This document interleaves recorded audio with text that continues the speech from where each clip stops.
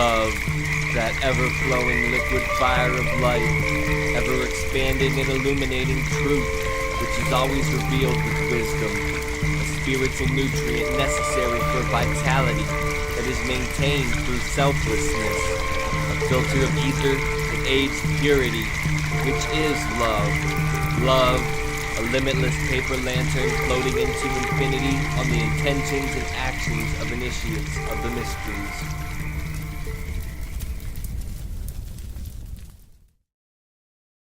Welcome everybody to the Spiritual Phoenix podcast. Today we have a special guest. It's Paul Vasquez. How you doing there, Paul? I'm pretty good. How you doing? I'm doing good, man. I got no complaints. Okay, cool. My internet just went wonky there for a second.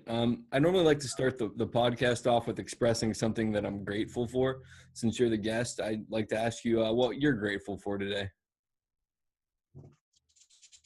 Yeah, I'm grateful for a lot, man. I'm grateful that I'm sitting right here and looking at my view. It's endlessly fascinating. It's always changing. Right now, there's a big cloud in the way of the mountain, and all you can see is this cloud. And normally, there's a big mountain right there.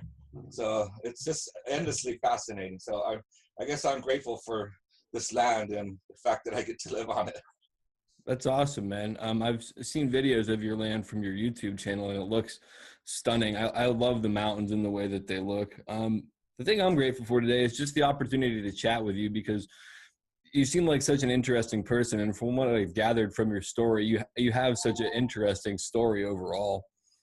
Oh, thanks. Let me just disconnect this. Well, that's taken care of. Okay. All right, brother. The next thing I like to do after expressing gratitude is just go over some quotes. What quotes do you feel most moved by, like 2 or 3 or whatever? Quotes. I don't really quote anyone. I'm an original thinker. Mm-hmm. I think my own thoughts. I don't need to go off of what other people have said, and very similar to something that's famous, and someone will say, oh, you're quoting so and so, and I'm like, no. I just picked that up. So yeah, I don't really quote anyone. It's like I'm quoted, I'm quoted and sung about it and too, and so yeah, it's not how I work. That's cool, man. Everybody's got their own process, so yours is just as valid, and I'm sure you got some good quotes. I know I've said some things that I've heard other people quote later on, not my quote specifically, but I've seen that other people have said it, and it's kind of nice to see other people on the same wavelength. I've had some audio issues on this where the thing keeps cutting in and out, so I think it's like an internet issue. I'm quoted all the time. The other day, I saw this video where Will Smith went bungee jumping over Victoria Falls, mm-hmm. and there was a double rainbow there, and he went into a little I'm going to imitate the double rainbow guy for a little bit, and it was like, I've infected humanity's consciousness so that when you see a rainbow, you're compelled to think of me, you're compelled to try and say my words, you're compelled to quote me. It's something that's once you've seen the video, you can't help it. Yeah, I definitely think I've fallen in there at some point as well with quoting that. I never even thought of that, how much that probably has impacted people. That's got to be surreal for you, man. That's truth. That's evidence that it's not me. It's not me speaking. God spoke to me and through me, and that's God speaking. That's why people have to remember that, 'cause it's God speaking through me. That makes sense, man. Now explain who you are and what you do in however many words as you want. Okay, well, my name is Paul Vasquez. My friends call me Bear, mostly known as the Double Rainbow Guy. What I am now is I'm like this farmer. I have this self-sustaining farm going on. I got like 40 fruit, cheese, and vegetable gardens and chickens for eggs. And I'm starting to breed dogs again. And I grow pot. And I take volunteers from all over the world to help me do all this. There's always someone here, sometimes 2 or 3. During the summer, it gets to be more. I'm also someone who is contacted all the time from all over the world, so they can quote me, so they can use some of my content. I'm just like this ridiculously famous international celebrity because of the internet, you know, and not because I ever wanted or tried, you know, that I didn't want this, you know, this just came to me because I'm a servant. I'm a servant of my fellow man, and I'm a vessel of God. God works through me, and God told me to develop this land and turn it into a self-sustaining area, and he also told me to video everything, and so I did. And a rainbow came, and I recognized that was God's eye. God was in my front yard looking at me.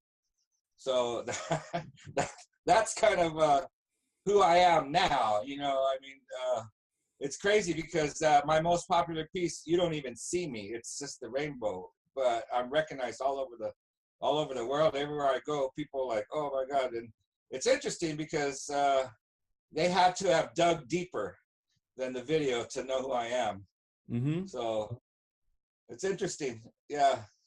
So and that's something I'd like to bring up too. Like, what brought me to you was watching your video and then kind of having like a mocking opinion of it, and then watching the other video where you explain it and realizing how profound of an experience that was and more of who you were. And it, like, what you said to me when I told that to you the first time was really moving as well. Can you kind of recall what you said? I'm sure that you've had to say similar things to other people. Oh yeah, so that's the part about it being a mirror. Yeah. So Double Rainbow is a mirror of itself, and my video is a mirror for the viewer. What you see in the Double Rainbow video, what you take from it, that's you. It's you're projecting yourself on me. You're looking at yourself in the video, and the comments tell so much about the people. Most people, are a big percentage of the people are like, oh, he's on drugs. It's because that's all they know. They live in the city, you know, they hear traffic noise all the time. They don't know what it's like to live on the side of a mountain for 30 years and be able to yell and have no one know, you know, and have high-speed internet and satellite TV and electricity and all that shit. You know, they don't know what my reality is like. So the only thing they do know is drugs. That's how you get to that place. Well, that's not how I get to that place. There's nothing wrong with drugs. I've done drugs plenty, but I wasn't on drugs. You know what I mean? You don't need them. You don't need them. You can't. They're shortcuts. They're shortcuts to get to a place, but they're so powerful. They can be addictive. It could be dangerous. You have to be careful. Anyway, so that's that. No, that's awesome, man. I really love how you phrase that. Did you feel you were different than other people growing up? Well, I grew up in East LA. You know, I was the inner city kid. It was the barrio. It was violent. It was gang and drug infested, you know, and you had to really fight to survive to be there. And looking back on it, that I thought I was different. I thought that, like, being in a gang and all that, I just thought it was stupid, you know, and I guess I didn't think that I was different, but I was different because, like, I grew my first garden at 8 years old with no one telling me that I could even do it. I just, like, ordered these seeds from this magazine, and they sent them free on the condition that I would pay some later. And then, so I just followed the directions, and I grew me a little garden, you know, and we lived in these apartments. And, you know, I remember bringing some flowers in and some tomatoes, and my mom's like, where'd you get those? And I'm like, I grew them. She's like, she didn't believe me. I had to go show her. It's like, you know, the first time I saw my dad's friend smoking pot, and they were cleaning it, and there were some seeds. I'm like, I'm a gardener. I'm going to grow those. I'm going to see what that's like. I was 13. I grew my own plant at 13 and smoked it and got high. I got myself high without no one knowing. You know what I mean? No one does. Yeah, for sure. I would definitely say you were different, even if you didn't know it then, man. I didn't think about it. You know, I just did shit. That's all. That's what I'm all about. I don't think about nothing. I don't want nothing. I just do it. You know, it's like, oh yeah, I should get some land because there was this good opportunity for me to get a free well. I was like, okay, I'm gonna do that. I never wanted it. I never tried for it. I just did stuff. So you know, I guess how I am different. I didn't really think. I guess I noticed this. I was always completely fearless. I never had any fear. I never thought I couldn't do anything. You know what I mean? I never questioned myself. Oh, I can't do that. You know, I would just do it. You know, I don't care. Like when I came to Yosemite, you know, I was like, oh, I'm gonna live there. You know, like who does that? Who thinks, oh, I'm just gonna go live in Yosemite, the most beautiful place in the world? You know, I just did it. I didn't think about it. I mean, looking back, I'm like, what was I thinking? The thing was, I wasn't thinking. I was doing. That's the key thing, man. Doing and being are so much more important than all the inner dialogue. The inner dialogue can throw people off, man. Yeah, I didn't have time for that. That's awesome though, man. I was watching one of your videos and you mentioned that you did really well in school, but at one point you had this monotone teacher and got like really bored with it, man. I just want to hear your take on the school system, because it really, I think we probably have a similar view on it in some ways. Well, you know, that was my senior year. I had a super boring English teacher first period. You know, like 8 o'clock in the morning. I was supposed to be there and like learn. You know, it was so fucking ridiculous to anything that I was capable of doing. You know, it was like all I could do to get myself there about half the time. And you know, so I didn't learn nothing. In the first semester, I got a D- and passed the class. So I didn't have to take it again. But the second semester, he's like, no, you haven't put enough into this class. You only been here 13 days. I'm going to fail you. So I had to go to summer school that year and take a class. And I finished the class, the one semester class, and, you know, just like a couple of weeks, you know, just like, I was going to go every day and knock it out. And I did. And it was like, that was stupid. I wish I had done that a lot sooner to the whole school, you know, thing, because I was really born for this age with the internet. You know, I should have been born when the internet was there, because when it came, I fit right into it. Like, that's me. You know, it's like, I think there's this thing called indigo people, and I think I'm like the oldest one. I'm like the oldest one that I know. I don't know anyone else that has grown adult kids that are indigo people. You know, mostly it's my kids' age and younger. But you know, I think I was just ahead of my time, probably because I'm the oldest of the oldest of the oldest on both sides of my family. So no, yeah. that's awesome though, man. I definitely heard of the indigo children thing. Yeah. And I don't see why you couldn't be. I think that people put labels and all this stuff and they kind of narrow it down, but it doesn't mean you don't fit into it, man. And it's one of those things where you gotta feel it. Now, can you tell me like what led up to you having the farm that you have now? Yeah, okay, sure. When I was 22, I came to live and work in Yosemite.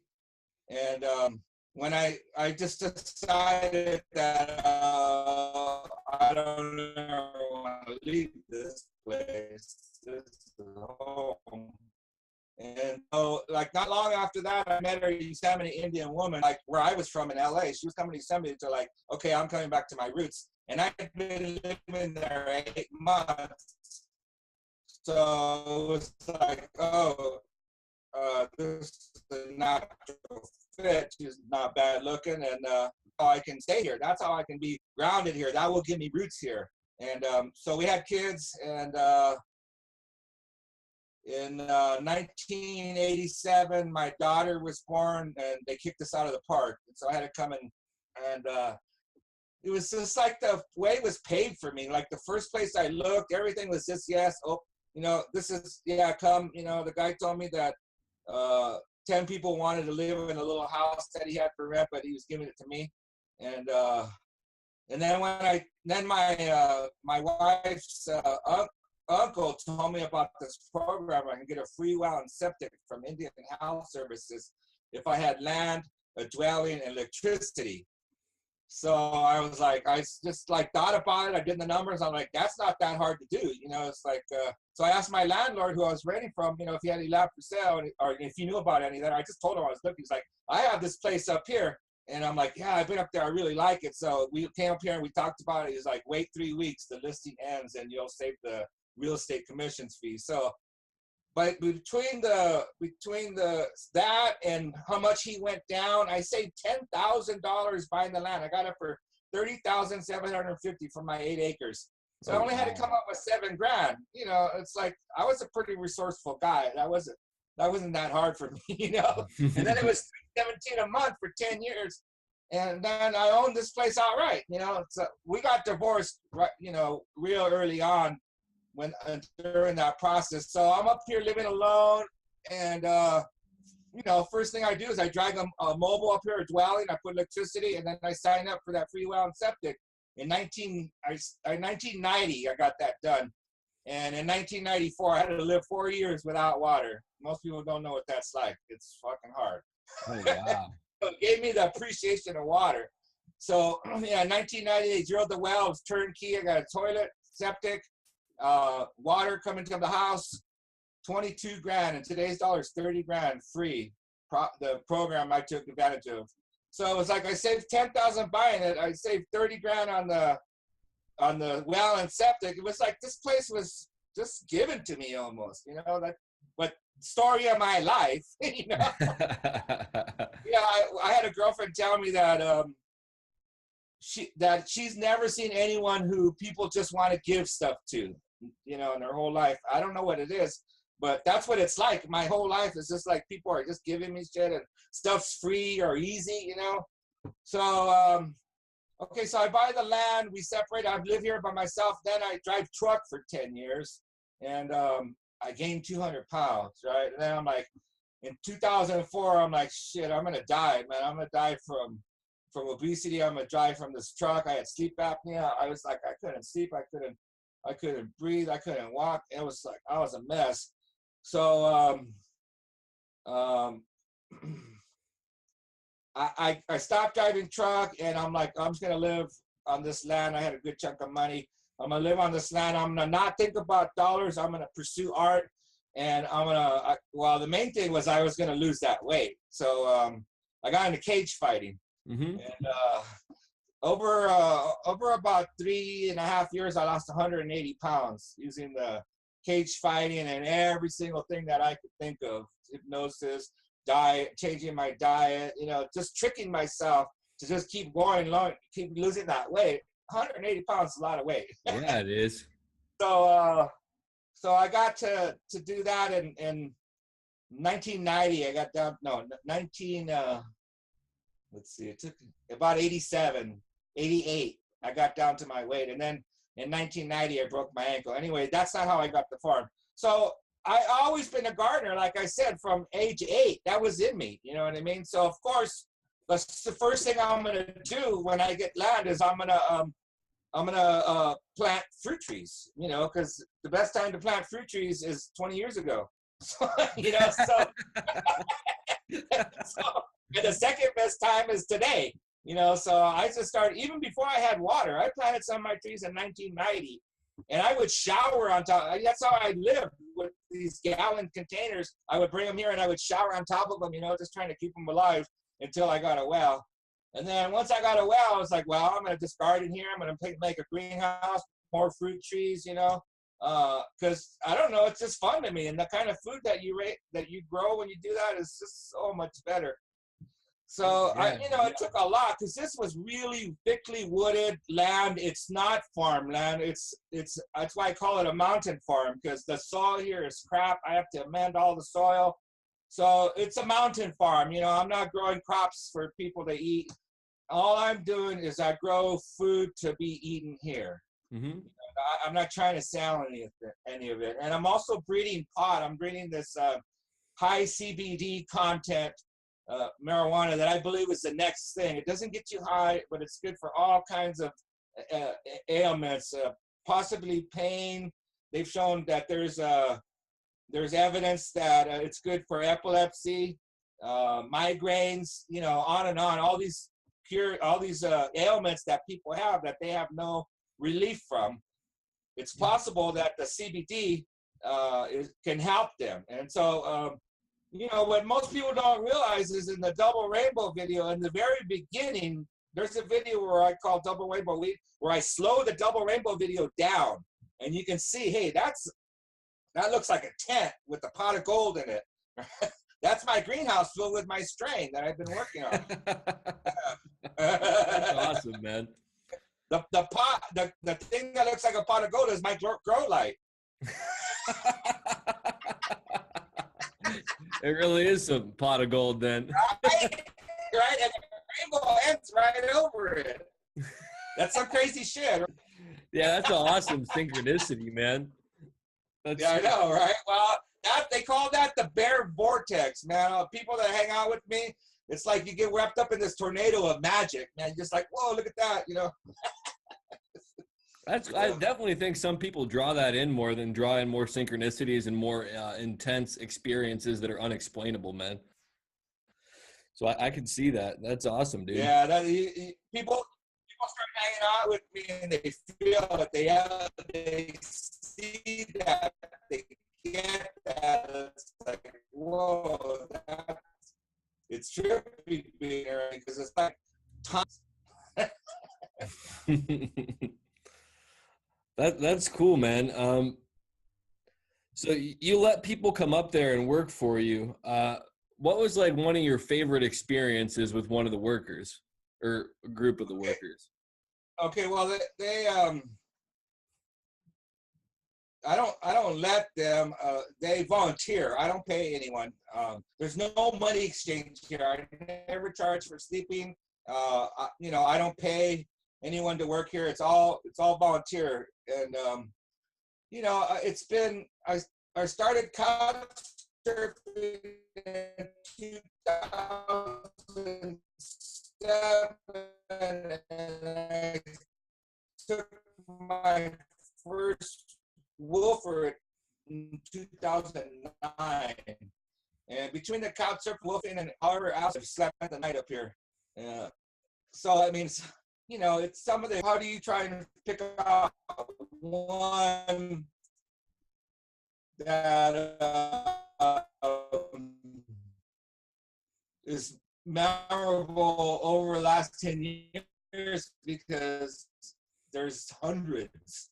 You know, I mean, we do all this. I do all this cool shit with the VARs. I take them to Yosemite and we go to under rainbows, or we watch the sunset and the full moon rise from a peak. You know, or we'll go see some trippy weather, or you know what I mean. It's like or take them swimming in the river, which is like magical. You know, it's like I can't.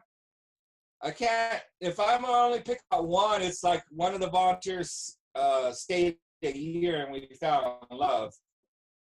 You know, okay, yeah. That one, she was traveling and she's had luck to her traveling, and you know, yeah. But that, you know, that was probably the most amazing thing that come out of all of that. But all of it's been good, you know.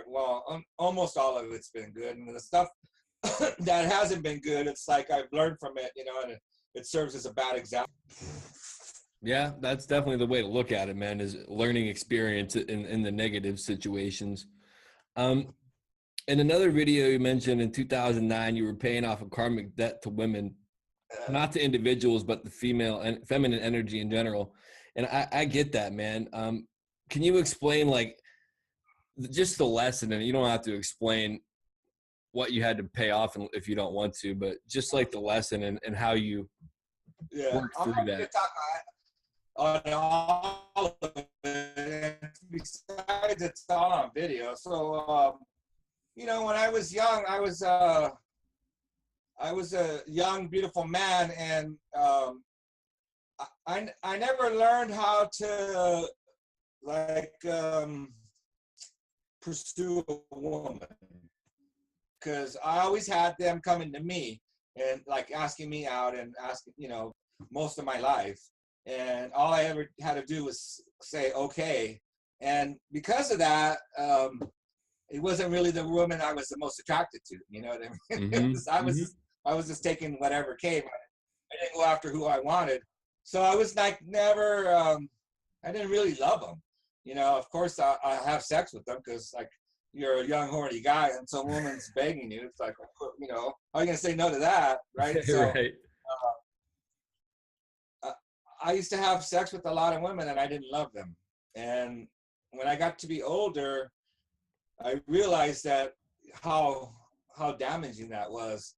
And then I started taking the volunteers and I fell in love with a lot of them, but I wasn't having sex with them. So then I realized, I mean, I went through a lot of pain through that, you know, but in the end, I came out realizing that I was giving back that love that I took and not taking the sex, you know, so it was like evening things out, not with individual women, but with women in general. Mm-hmm. And then non-stop stream of women coming through here all the time, them learning what it's like to be loved without sex. I think that's a very valuable thing to give a lot of women, especially in today's culture, man. Yeah. And I can relate to the earlier part of that, like treating women that way and then growing from it. I'm still repaying my debt in lots of ways. You mentioned in that same video too about the sweat lodge that you were in the sweat. I guess that might have been actually later. No, that's after the double rainbow. So you said that the double rainbow kind of came after that experience with the women and that lesson. In 2009, that whole thing was going on. It was nonstop young women coming to stay with me, and I was like, what's going on? And I fell in love with many of them, you know, and it felt like they took a piece of my heart. And at the end of the year, I was just like in this deep depression because I had a big hole in my chest. And, you know, I went to a doctor, a psychiatrist, a psychologist, a shaman. I went to the sweat lodge and I figured it out. You know, I went and got all this help and I figured it out. That's what I was doing, paying this debt to women in general. And when I figured... Sorry, dude, my thing cut out for some reason. Right. Did you get all of that, or at what point did... It's still recording now, so I think it's just going to piece it together. Okay. Sorry. Yeah, the last thing that I heard you say was about the shaman and then 2009. Okay, yeah, so I went to a doctor, a psychiatrist, a psychologist, a sweat lodge. I went to a shaman, and I asked them what's going on. What is all this? You know, why is this happening? And then, with all of that input, I put it together that I was putting back that karmic debt. And then, you know, as soon as I realized that, that's when the rainbow came, and it made me famous. Yeah. Wow. That's awesome though, man. And so what was that whole rainbow experience like the after effects of it? And I mean, like your experience of it for people that haven't heard you explain what that meant to you. I guess you kind of did at the beginning as well, but yeah. Okay, well, you know, there was all this understanding and learning, you know, and then it was like, okay, rainbows have always been signs for me, you know, so when I put all that together, then like the biggest, brightest double rainbow that I've ever seen is in my front yard, right after I finished writing an email saying how I feel like I'm Noah. Mm-hmm. And I go outside and I'm like, that looks like an eyeball. Only God can have an eyeball all the way across the sky. God's sitting in my front yard looking at me. That's what's going through my head. And that's why I keep saying, oh my God, oh my God. And that's why I ask, what does it mean? Why is God in my front yard? You know? Mm-hmm. That's awesome, man. And you had said when you and I talked before that it was just like a wild ride after that, like getting to go to all these places, getting to meet all these people, traveling everywhere. Well, okay, so I shot it in January 8th, 2010, and I knew what it was when I saw it. I was shaking, and I uploaded it, and I sent it to everyone I knew on Facebook and said, share this, send this to everyone you know. It's going to be a viral video. And then it just sat there for 8 months, and I really forgot about it. And then I woke up July 3rd, 2010, and my email was full of messages from YouTube. And I read one of them, and it said, Jimmy Kimmel tweeted your video, you're so lucky. And then it was like an explosion, man. I was the most Googled person on the planet that month, July 2010. And the phone was ringing off the hook. I was doing interviews nonstop. Next day, MTV calls me, oh, we want to run a double rainbow video and a turkey video, you know, and I'm like, MTV, you know, and then Microsoft calls and Jimmy Kimmel and Tosh.0, and it's like, everyone wants to talk to me. I'm the most fucking interesting man in the world right now. You know, and it was like, I was poor as fuck, man. I had no car, no cell phone, no money, you know. It's been years since I had been out in the world, you know. I'm living on the side of this mountain like a hermit, you know, and then I'm like, whisked off to LA. A radio station comes and picks me up and takes me to LA and drops me like a football, and someone picks me up, you know, and it's just like, I don't have no money, I don't have no cell phone, I'm just going, you know, and every door is flying open now. Yeah, we want to talk to the double rainbow guy. I'm just doing interviews nonstop, flying all over the world, doing ads and TV, and it was insane, man. It was insane. And you know what? It never stopped. It just keeps going. It's been 7 years, and the shit just keeps coming all the time. I got to check my email every day to see what offers have come. That's awesome, man. I appreciate you being able to take the time to chat with me, with as busy as that must keep you, man.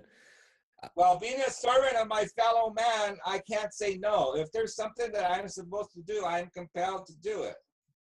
Otherwise, I'm not a servant, or I'm not a very good one, and I'm good at everything I do. That's a good lesson, man. That's a really good lesson there. I would say, like, it's cool how the eye of God was on you, and then like 8 months later, then like all the eyes of the world are pretty much on you, man. What was that experience? Was there like a lot of pressure in being like the center of attention like that? All right, first let me tell you, when I'm shooting the video, when at the beginning there's a tree in the way. When I get past that tree and I can see the whole thing, it feels like I'm slapped to the ground. Okay, you're froze again, so I'm gonna wait until I know that you're recording this. Yeah, I can hear you. Okay, so you know, when I'm recording it, when I see the whole thing, it feels like a giant hand has slapped me to the ground, and I'm on my ass recording that video. You know, so God touched me. He knocked me down and spoke to and through me, right? So, what was the question again? It was, what was it like, the experience of having everybody like look at you, like being the center of attention like that? Okay, so, you know, this doesn't come to anyone, right? This came to me because I could take it. I'm tough. I could do anything. You know what I mean? So these things that come to me, it's like, yeah, you know, there's all this attention and, you know, people want my time and all that, you know, it's like, I'm tough. Nothing bothers me. I can take anything. I can kick anyone's ass. You know what I mean? That's how I am. So whatever challenge comes, I meet it head on. You know, it's like nothing bothers me. You know, it's like there's been some trippy stuff, you know, tens of thousands of people singing my words to me, not from a song that I wrote. That's some intense shit, you know, but I took it, you know, because I'm tough. I can do anything. That's a good experience, or a good outlook to have on that, especially if you're in that experience, because you can either make yourself feel uncomfortable and be nervous about it, or you can just embrace it and roll with it and enjoy it. Yeah, you know, I don't break. I can take anything. I'll do it. You know, it's like there was this one time when I was like I was doing this scene with Jennifer Aniston, and I'm supposed to cry. And I'm like, I'm not an actor, you know, I don't know how to do this. And I thought to myself, you know what? I've been in a cage with a giant in a real fight. If I could do that, I could do anything. I'm just going to fake it. I'm going to fake it till I make it. I'm going to do it. I don't care. I'm going to try. I'm going to just, you know, and that's what I ended up doing. You know, it wasn't that good, but at least I got to be the scene with Jennifer Aniston. Yeah, right. I got to hug her. That's awesome, man. That was one of the highlights right there, man. Getting to hug Jennifer Aniston. I had that woman in my arms. The pinnacle of femininity. It was amazing. Mm-hmm. It's kind of like a reward for paying off your karmic debt in some ways. Right. I get to hug the ultimate. She was wonderful too. She walked up to me and she was like, "I'm a huge fan. Can I take your picture?" That's pretty cool too, man. I can't even imagine what that's like. I got a great picture with her too. And then she used my video to start her movie, We're the Millers. I've never seen that one. Yeah, the very beginning, the opening scene, you hear me, like I'm yelling, and then they show my mountain, right? And they're playing the video, and then she puts her name on my mountain, starring Jennifer Aniston. That's awesome, dude. I know. That's so. And the offer came on Valentine's Day. That's a really awesome synchronicity. Like, I know. wow, man. So one thing I'd like to point out is you make it clear that you weren't on drugs in that experience, but Yeah. I've had some profound experiences on drugs, and it's like, I feel like that doesn't minimize it. I don't do drugs anymore personally, but I feel like some people would minimize it because of that. I mean, I didn't even know that I was like, oh, dude's on drugs when I saw it until I had the deeper explanation, and then I felt like a jerk. But people have this opinion that like drugs don't give you real experiences, and it's like, I feel that they do. Do you feel that there are some valuable experiences in those things as well? Yeah, honestly, I think that if I had been high that day, it would be less powerful. It would be discounted. That's a very valid point, man. I think there's nothing wrong with learning how to get to places using drugs, but the fact is there is other ways to get there. Mm-hmm. Drugs can help you understand that, hey, there's a door. I can walk through it. I can get to that other side. But it's not the only thing that can get you there. Mm-hmm. I've always kind of said like drugs are like a calculator. You can do the math with them or whatever, but if you had to take the test, you don't learn the lesson for it or whatever, really. Yeah. You don't show your work with math. With drugs. Yeah. Right? I like that way you put it there, man. Yeah, but it can help you understand that there's a door, that I can get to that place, and that's powerful, because a lot of people are going to go through their lives not even knowing that there's other doors, there's other ways of thinking, and if you could get them high one time or give them some shoes one time and show them, hey, there's another realm, it's like not only this one that you know about. Mm-hmm. No, that's an awesome perspective. So this is kind of a fun question. What superpowers do you possess, or what superpower would you want? Superpower I possess is that I'm twice as strong as two big men. Or at least I was. That's part of why I've been so heavy for so long. I believe like two spirits reside in me, and they both want to both want to eat. They both want to be alive. That's why I weigh 375. That's as big as two big men. But that also comes out like in fighting and how tough I am and how strong I am, But if I could possess a superpower, it was be like how to control that appetite so I wasn't as big as two men. Okay. What songs? What's that? I can't control it. It's stronger than me. I learned how to focus it with martial arts and stuff like that because, I grew up in a violent world. I used to have to fight to survive. I fought all the time. And that you have to learn how to focus that, because when you get into situations where you got a wife and kids or even a girlfriend, you can't let that shit come out, So martial arts was invaluable to me to learn how to do that stuff because I'm a big, scary guy, and with just one swing of my arm, I could break someone's face, So I wish I can control the appetite, though. I wish I can control that second entity that's in me that wants to kill me, but it's stronger than me. I can't control it. I wish I could. I think everybody kind of has their Achilles heel or their weakness. So it's kind of the trade-off, I guess, for maybe having as many experiences as you have. Mine's is sugar. It killed my sugar. The addiction he had was alcohol, which is the same chemical, and he died at 44. I'm not an alcoholic, but I am a sugar addict, and I can't control it. I've stopped sugar several times, and it just comes back, and it's gonna kill me a lot younger than it would if I could get off it, but I don't know how. I'll send some. I'll pray for you, man. I don't pray to like a specific religion, but I'll pray for you, man. Thanks. I hope that helps in some way. What songs or bands have lyrics that most resonate with you?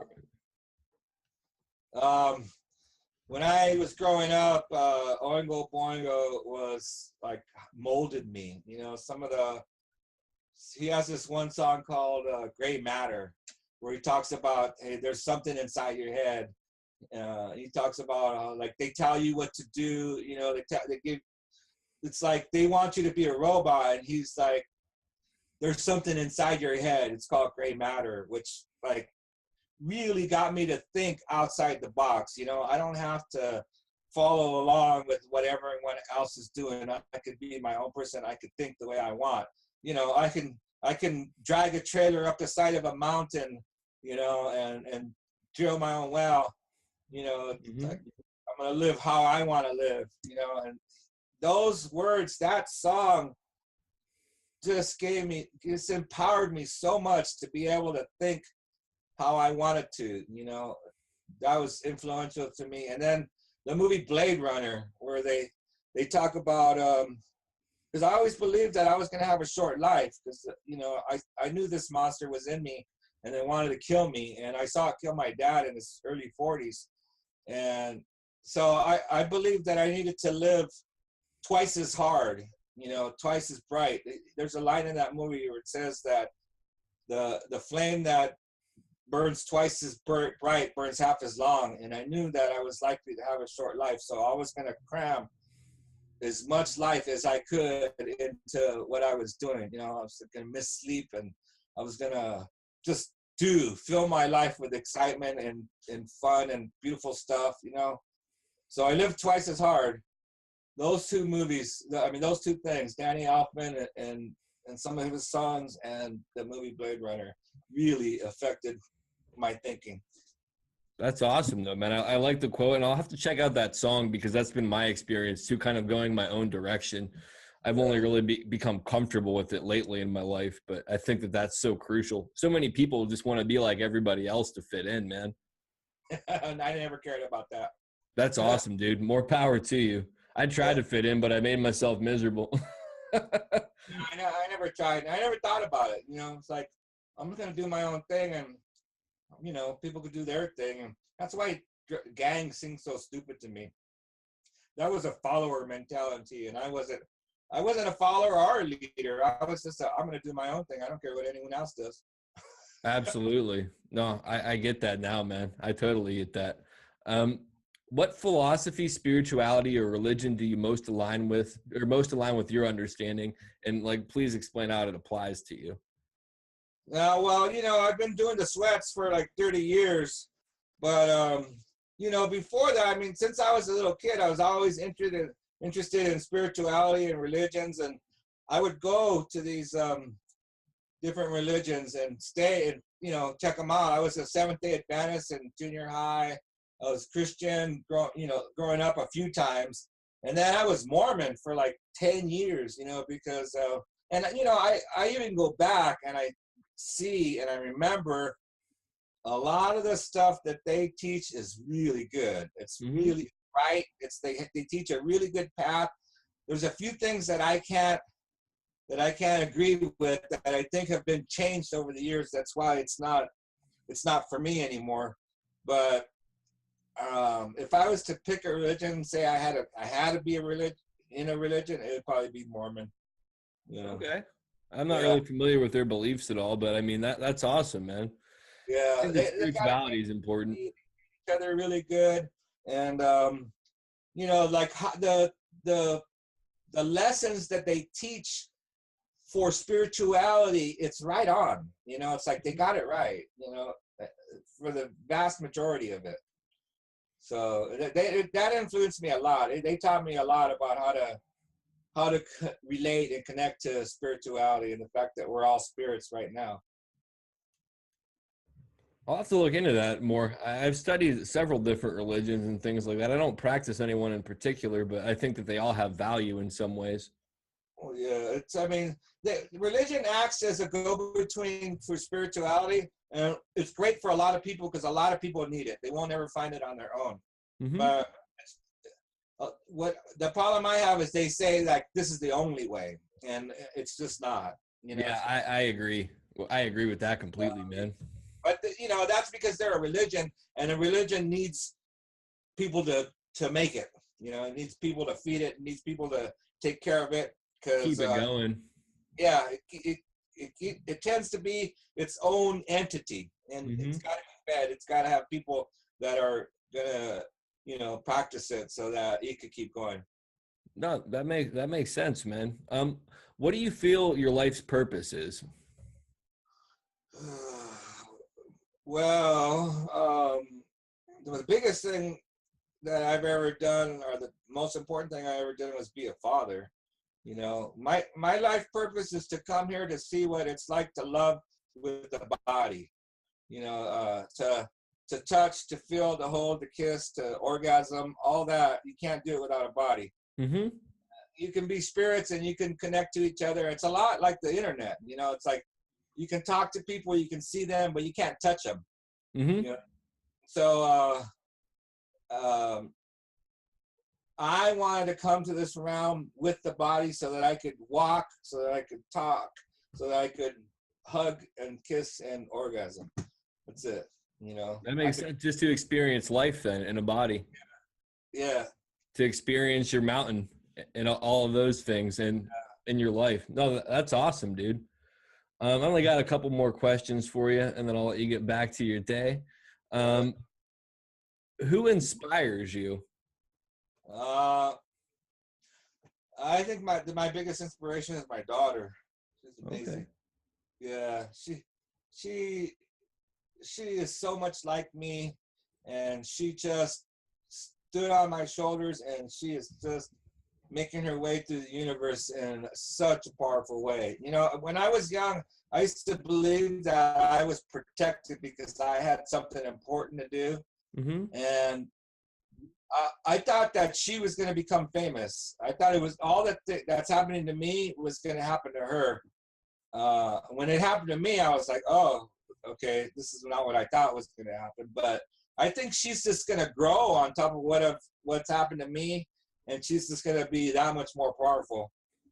That's awesome, man. That's so beautifully put. I really like that. I really like that she inspires you, and I like how you put that.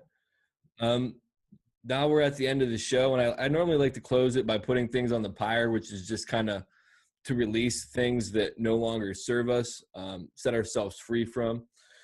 And I'm going to let you do the outro if you'd like, close it off however you want in your own words to leave the listeners with a message. Well, the message I was, that I was supposed to give because I became famous was love your fellow man, walk gently on Mother Earth, connect to spirit. That's the bullet points that hit me when I did my first interview. I felt something hit my head like that, and that message came out. And the other part of it is that I am only a vessel. None of this comes from me, and I'm a servant for my fellow man. So that's what all of this is. I'm here to give humanity that simple message, and the rest of it is like, okay, my videos, there's learning in there, all of that. That little phrase, you can delve into that and it never ends, so, but that's the place that I want to start from. Love your fellow man, walk gently on Mother Earth, connect to spirit. Don't believe. Don't follow. Do not consume. Do not watch. Largely what I'm talking about here is reclaiming experience. This is what's been taken from us. It's a self-advancing, self-expanding, self-defining process, and it takes no prisoners. The real world isn't a spiritual world, it isn't a material world, it isn't an empty world, it isn't a solid world. It's simply